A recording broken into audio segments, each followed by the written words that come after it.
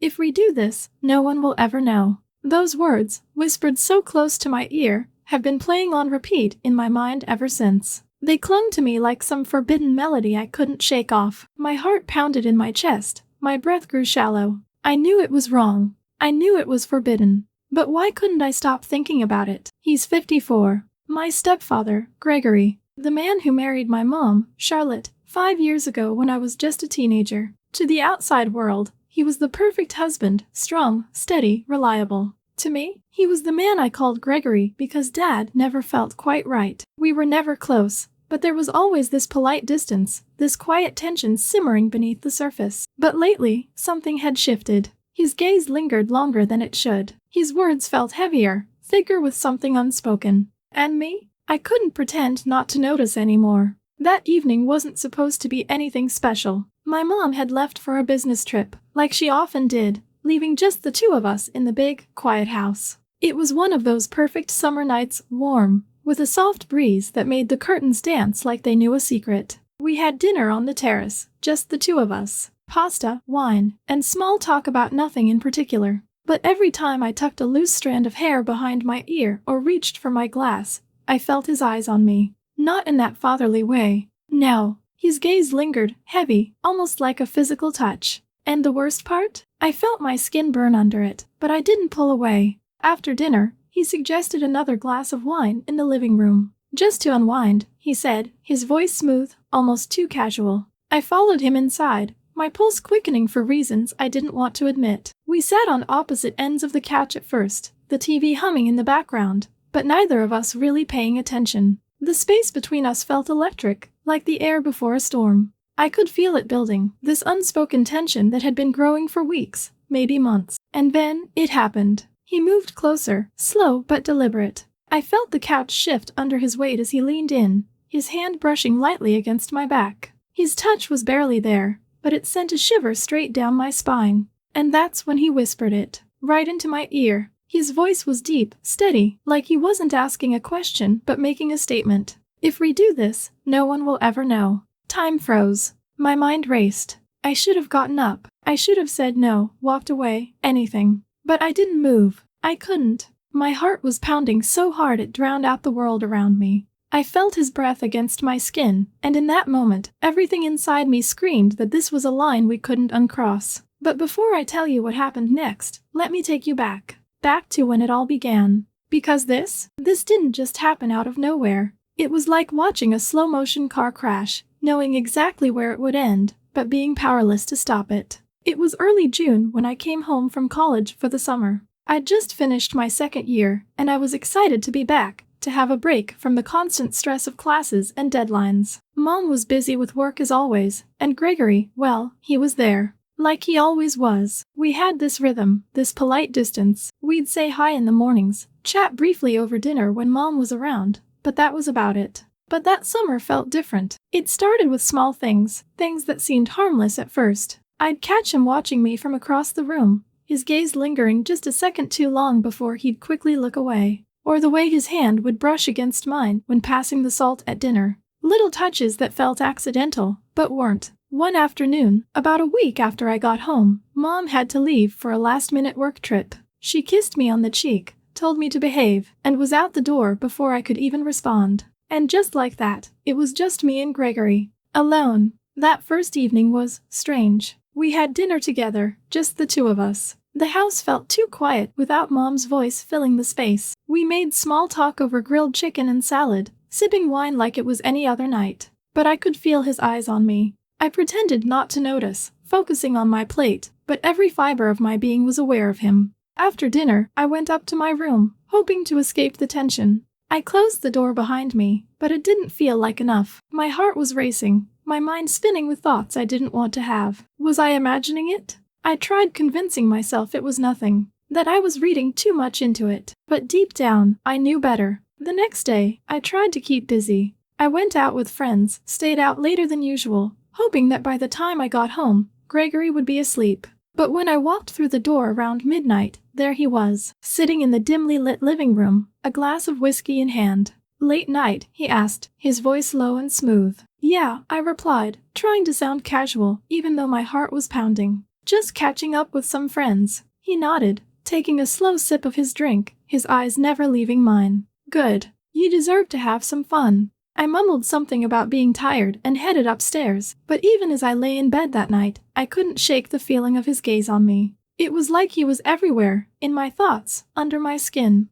And it only got worse from there. A few nights later, we found ourselves alone again. Mom had extended her trip, leaving me and Gregory to fend for ourselves. He suggested we have dinner out on the terrace. It's too nice of a night to stay inside, he said. I agreed, even though part of me knew I shouldn't. The evening was warm, the kind of summer night where the air feels thick and heavy. We sat outside, eating pasta and drinking wine, the conversation flowing easier than it should have. He was funny, charming in a way I'd never noticed before. Or maybe I just never allowed myself to notice. At one point, I laughed at something he said, tossing my head back, and when I looked at him, his eyes were already on me. There was something in his gaze, something that made my breath hitch. It wasn't fatherly. It wasn't innocent. We sat there for a while, the silence between us growing louder, until he finally broke it. Another glass of wine, he asked, his voice soft but steady. I nodded, even though I knew I shouldn't. We moved inside to the living room,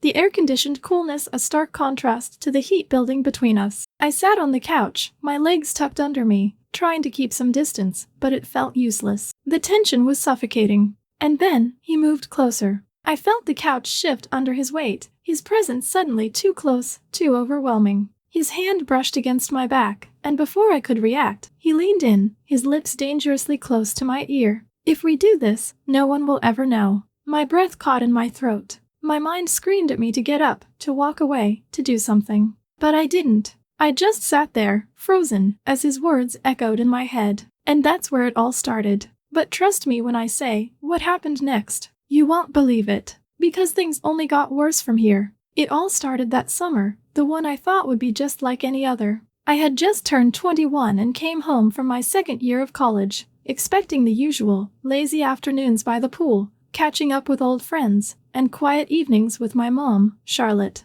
But I was wrong. So wrong. Gregory had always been this distant, reserved figure in my life. He wasn't overbearing, wasn't warm either, just there. The man my mom married 5 years ago, after my dad left. We were polite, exchanging casual greetings over breakfast or dinner, but we never shared anything deeper. It was like we were two strangers coexisting in the same space. But everything changed the week my mom left for a business trip. A whole week. Just Gregory and me. Alone. The first night felt harmless enough. We sat on the terrace, cold beers in hand, watching the sun sink below the horizon. The sky was streaked with pinks and purples, the kind of evening that feels too perfect to be real. We talked, mostly about nothing, weather, work, college. But something felt different. His jokes were sharper, and I laughed a little louder than I should have. It wasn't forced. It wasn't uncomfortable. But it wasn't normal either. Then he suggested it. The sun's still out, the pool's warm. What do you say? His smile was easy, relaxed in a way I'd never seen before. I hesitated. Something in me screamed no, but curiosity whispered louder. I grabbed my swimsuit, the one my mom definitely wouldn't have approved of, and wrapped a towel around my waist before stepping out into the fading light. Gregory was already in the pool, his broad shoulders cutting through the water with ease. He looked so comfortable, so at home in his own skin. I slipped in quietly, the cool water shocking my senses, but not as much as the way his eyes followed me. It wasn't blatant. It wasn't obvious, but it was there. We swam for a while, talking about random things, movies, places we wanted to visit, dumb stories from my college life. But beneath the surface of every word hung something heavier, thicker. The air between us wasn't just filled with summer heat. It was something else, something unspoken. And then, as I was pulling myself out of the pool, his voice stopped me cold. You know, Maddie, he said, his voice quieter, rougher, you look different from how I remember. Grown up. I froze for a second, pretending not to hear it. I wrapped the towel tighter around me, mumbled something about needing a shower, and walked back into the house. But his words echoed louder with every step I took. Grown up. It wasn't just what he said. It was how he said it. Like he wasn't talking to me as his stepdaughter anymore. That night, as I lay in bed staring at the ceiling, I tried to convince myself I was overthinking it. That it was nothing. But deep down, I knew better. Something had shifted.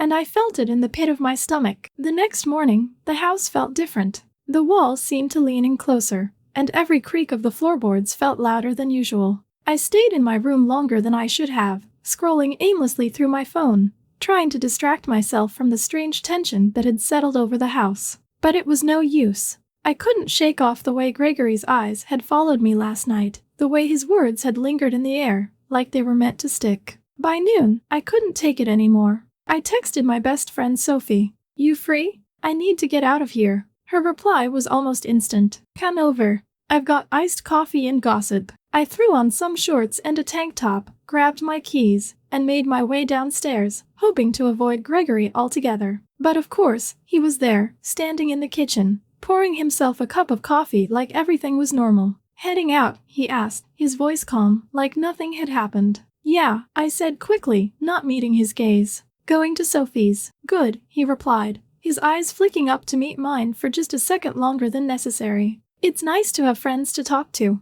There was nothing wrong with his words, but it was the way he said them, the way his eyes lingered on me as I slipped out the door, that sent a shiver down my spine. At Sophie's, I tried to relax. We lounged on her couch, drinking iced coffee and catching up on everything and nothing. But no matter how much I tried to focus on our conversation, my mind kept drifting back to Gregory. His words, his look. "Maddie, you're a million miles away," Sophie said, snapping her fingers in front of my face. "What's going on?" I hesitated, staring into my coffee like it held the answers. I wanted to tell her. I wanted to spill everything, to get it off my chest. But how could I? How do you even begin to explain something like that? "It's nothing," I lied, forcing a smile. "Just weird being home again, I guess." She didn't buy it. I could see it in her eyes, but she let it go, and I was grateful. I wasn't ready to face the truth out loud. By the time I got home, the sun was beginning to set, casting long shadows across the lawn.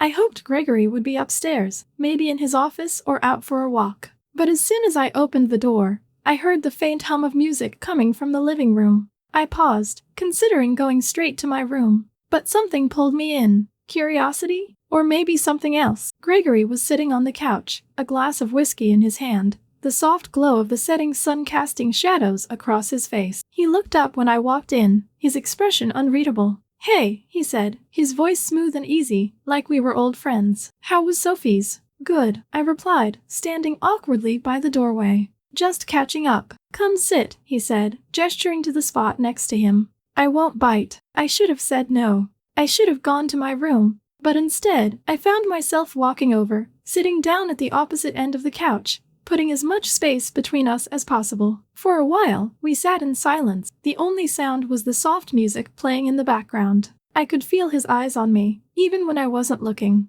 "You've changed, Maddie," he said suddenly, breaking the silence. "College has been good for you." I didn't know how to respond to that, so I just nodded, staring at my hands. "You're not a little girl anymore," he continued, his voice lower now, more deliberate. I noticed things. My heart pounded in my chest. I felt like the walls were closing in, the air growing thicker with every word he spoke. "I should probably head up to bed," I said, standing quickly, my voice shaky. But before I could take a step, he reached out, his hand gently brushing against my arm. I froze. His hand lingered on my arm for just a second too long, and for a moment, the world seemed to stand still. I could hear my heartbeat pounding in my ears, feel the heat of his touch burning into my skin. Every fiber of my being screamed at me to move, to run, to get out of there. But I didn't. I just stood there, caught in this strange, dangerous moment. Then, as if waking from a trance, I pulled away. "Good night, Gregory," I said quickly, my voice barely above a whisper.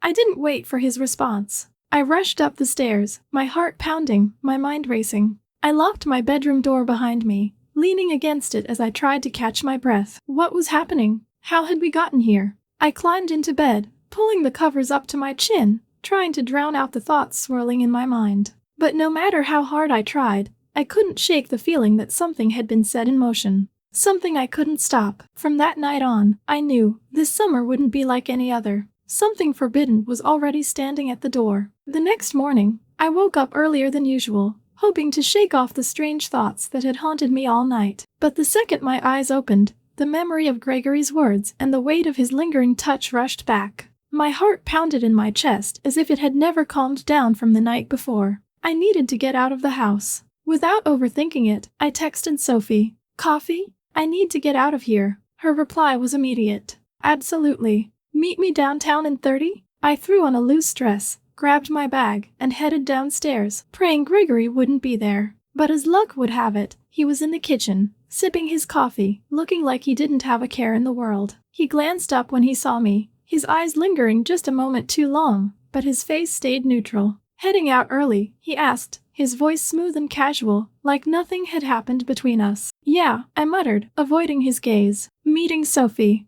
Good. Enjoy yourself. His tone was light, but I couldn't ignore the subtle weight beneath his words. I didn't say anything else. I just walked out the door, my heart racing as if I'd just escaped something dangerous. But the truth was, I hadn't escaped anything. It was still there, simmering beneath the surface, waiting. Spending the day with Sophie felt like coming up for air. We wandered through the city, grabbed coffee, shopped for things we didn't need, and laughed about dumb stuff like we always did. For a while, I almost forgot about Gregory. Almost. But as the sun began to set, a knot formed in my stomach. I knew I'd have to go home eventually. And the closer it got to evening, the more that knot tightened. You okay? Sophie asked as we sat on a park bench, watching the city lights flicker on. Yeah, I lied, forcing a smile. Just tired. She didn't press me, but I could tell she didn't believe me. I wasn't sure I even believed myself. By the time I pulled into the driveway, the sky was a deep orange, and the house was glowing warmly from the inside.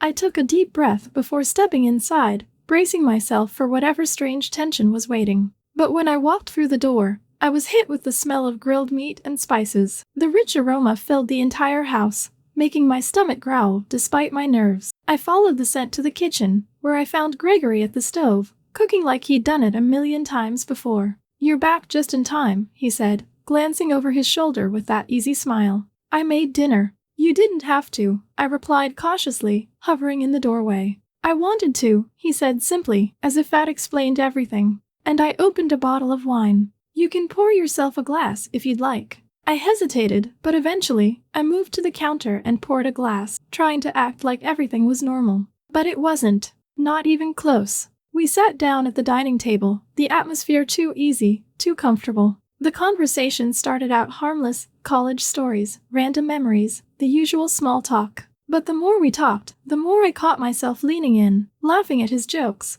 and feeling that same pull I'd felt the night before. It was like we were both pretending nothing had happened, but beneath the surface, something was brewing. When dinner was over, I started to stand, ready to retreat to the safety of my room. But Gregory stopped me. Feel like a game of pool? He asked, his eyes locking onto mine. I hesitated. I should have said no. I should have gone upstairs and locked the door. But instead, I found myself nodding. Sure, I whispered. We headed down to the basement, where Gregory had set up a small game room. The space was cool and dark, filled with the faint scent of wood and old whiskey. The pool table sat in the center, illuminated by a single overhead light that cast long shadows on the walls. He handed me a cue, and I tried to focus on the game, tried to act like this was just a normal night. But the tension between us was suffocating. You're terrible at this, Gregory teased after I missed an easy shot, his voice light but laced with something else. I never said I was good, I shot back, trying to keep my tone playful. Here, he said, stepping closer.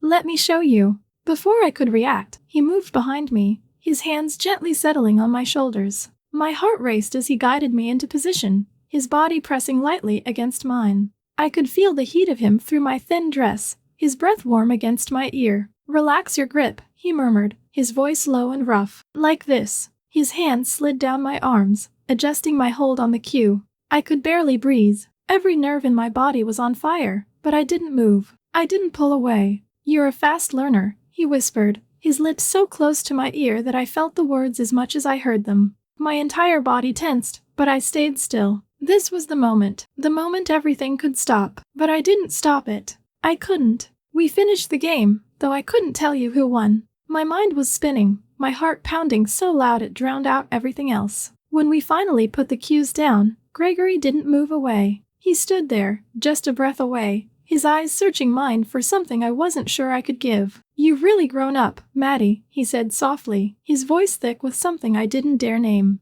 I swallowed hard, my mouth suddenly dry. I should go to bed, I whispered, my voice shaky. But he didn't move. He just stood there, the space between us charged with something electric, something dangerous. "Maddie," he said, his voice a whisper now, "you know this isn't just in your head." I didn't respond. I couldn't. I just turned and fled up the stairs, my heart pounding in my chest. In my room, I locked the door behind me, leaning against it as I tried to catch my breath. My mind raced with everything that had happened, everything that could happen. I knew we were playing with fire, and yet, I couldn't shake the feeling that it was only just beginning. I crawled into bed, pulling the covers up to my chin, trying to drown out the thoughts swirling in my head. But no matter how hard I tried, I couldn't escape the truth. This wasn't over. Not by a long shot. And deep down, I wasn't sure I wanted it to be. The next few days felt like walking on a tightrope, pretending everything was normal when deep down, I knew it wasn't. Gregory and I acted as if nothing had happened between us,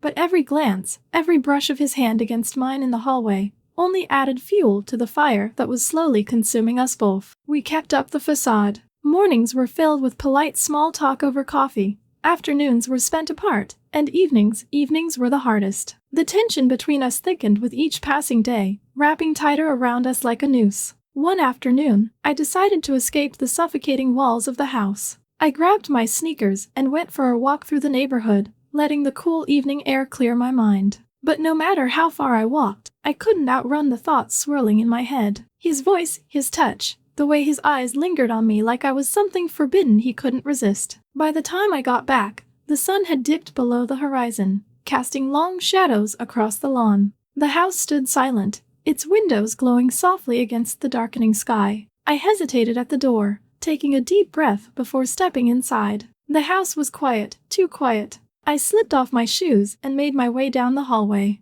As I passed Gregory's office, I noticed the door was slightly ajar, and the faint glow of his desk lamp spilled into the corridor. I told myself to keep walking, to go straight to my room and lock the door behind me. But something, curiosity, maybe something darker, made me stop. I hovered for a moment, debating whether to push the door open or walk away. But before I could decide, Gregory's voice cut through the silence. "Maddie," he called out, his tone calm, steady. "Come in." My heart skipped a beat. I could have ignored him, pretended I didn't hear. But my feet moved before I could stop them. I pushed the door open and stepped inside. Gregory was sitting at his desk, papers scattered in front of him, a glass of whiskey within arm's reach. His sleeves were rolled up, and the soft light from the lamp cast shadows across his face, highlighting the sharp lines of his jaw. He looked up when I entered, and for a moment, neither of us spoke. The room felt too small, the air too heavy. "Did you have a nice walk?" he finally asked, his voice low, almost casual.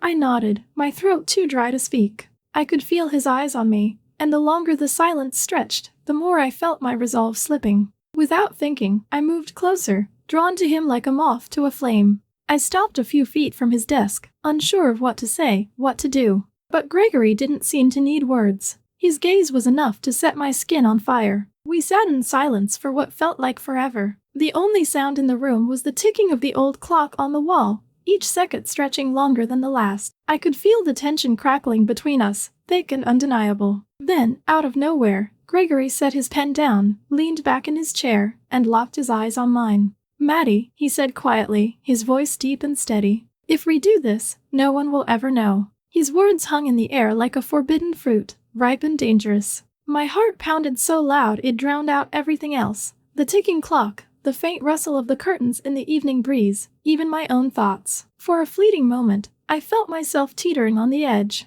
Could I say yes? Could I really cross that line? Gregory stepped closer, erasing what little space was left between us. His presence felt overwhelming, magnetic. I could feel the heat radiating from his body, the pull of something I couldn't quite name but knew was wrong. His hand reached up, fingertips barely grazing my cheek, sending a shiver down my spine. I should have pulled away. I should have said something, anything, but I didn't. And then, in an instant, everything changed. The sharp click of the front door unlocking echoed through the house like a gunshot. The spell shattered. I jerked back, as if his touch had burned me. Gregory froze, his hand still suspended in the air, and for the first time, I saw panic flash across his face. Mom was home. She wasn't supposed to be home for another 2 days. Gregory stepped back, trying to compose himself, but the tension was thick, suffocating. My mind raced, scrambling for an explanation, a way to make everything seem normal. But there was no hiding the truth from what was about to happen.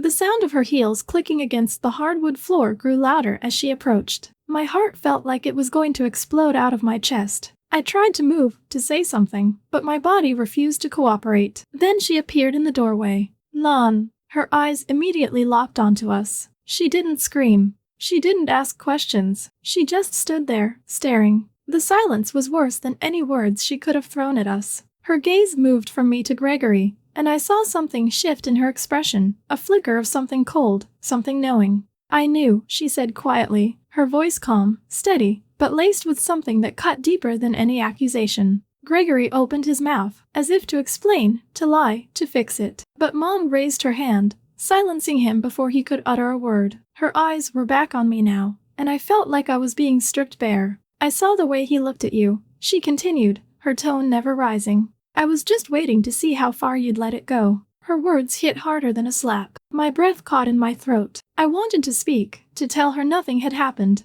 that it wasn't what she thought. But the truth was, it didn't matter. It didn't matter that we hadn't crossed the line, because we already come too close. I felt the sting of tears behind my eyes, but I forced them back. Crying wouldn't change what had happened. Mom didn't wait for an explanation. She turned on her heel and walked down the hall. I heard her footsteps on the stairs, the sound of her pulling a suitcase from the closet. Gregory and I stood there, frozen, neither of us knowing what to say or do. Minutes felt like hours until she came back down, her suitcase in hand. She didn't even glance at Gregory. Her eyes were on me, sharp and piercing. I hope it was worth it, she said quietly, then walked out the door. And just like that, she was gone. The silence that followed was unbearable. Gregory stood there, staring at the closed door as if willing it to reopen. But it didn't. It wouldn't. I didn't know what to do. My legs felt like they were made of lead, but somehow I managed to move. I walked past Gregory without looking at him, up the stairs to my room, and closed the door behind me. This time, I didn't bother locking it. What was the point?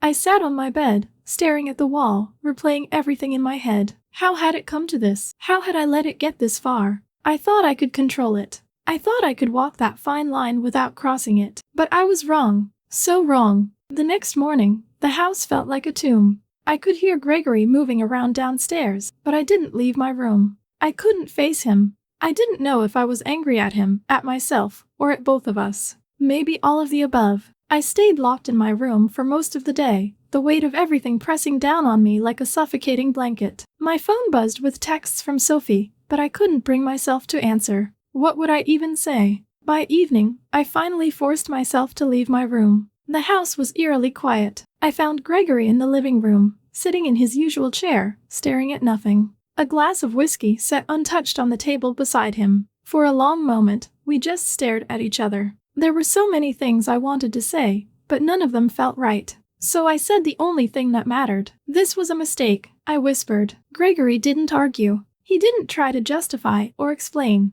He just nodded, his eyes heavy with something that looked a lot like regret. I know, he said quietly. And that was it. In the days that followed, we barely spoke. The house felt emptier than ever, even though we were both still there. I kept hoping Mom would call, that she'd come back, that somehow we could fix things. But deep down, I knew better. Eventually, I packed my bags and left. I couldn't stay in that house any longer. It wasn't home anymore. It never would be again. Now, looking back on that summer, I realize how naive I was. How easily I let myself get pulled into something I should have seen coming from miles away. It doesn't matter that nothing technically happened. The damage was done. I lost my mom. I lost the trust we had, the relationship we built, and most of all, I lost a part of myself that I'll never get back. So if you ever find yourself in a situation like mine, thinking you can walk that fine line without consequences, let me tell you, you can't. Some mistakes leave scars that never fade, and some doors, once closed, never open again.